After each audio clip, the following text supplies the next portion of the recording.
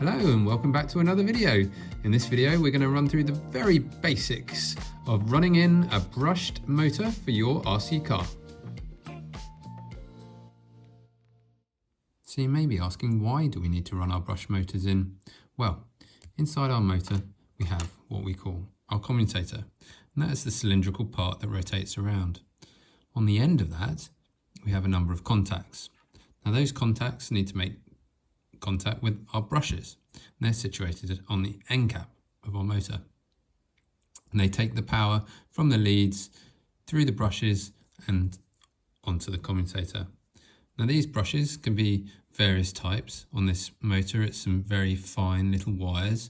On other motors it can be a harder material, and they need to make as good a contact with the commutator as possible to give maximum performance and efficiency. So this process, as stated before, is not just for the Losi Micro B, which is what we're looking at today. However, it can also be used for mini Zs. Okay, we do it a lot in racing, and it really does help the performance of the motors over their lifespan. So it is a process that is well worth doing and getting your head around, and yeah, doing it on a fairly regular basis.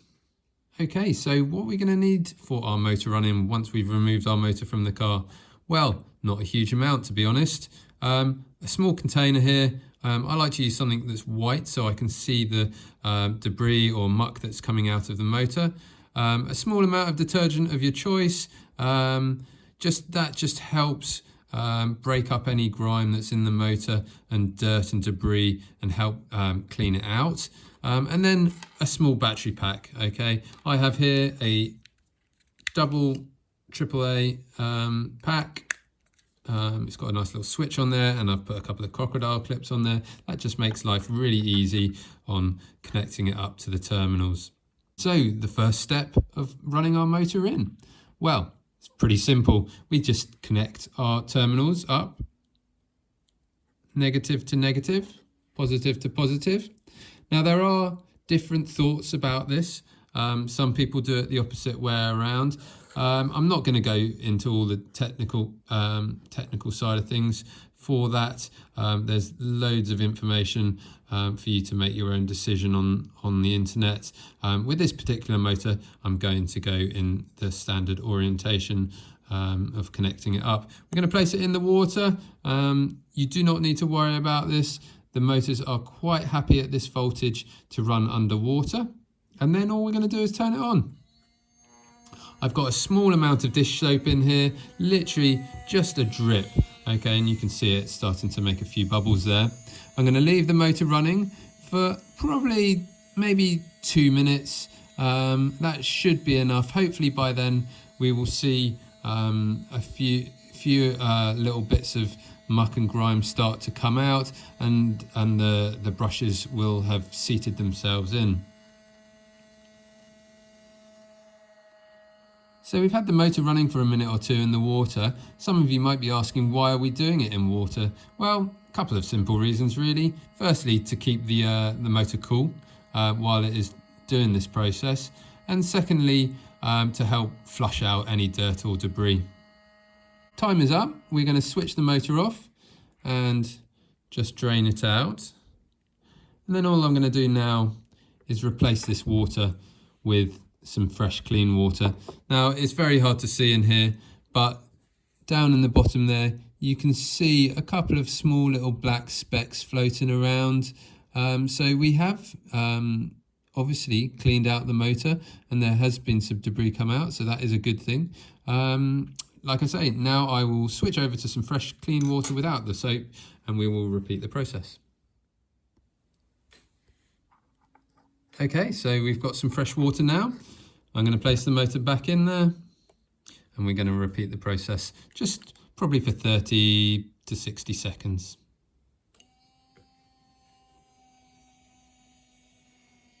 Okay, so the motor has now been running in there for about 30 seconds.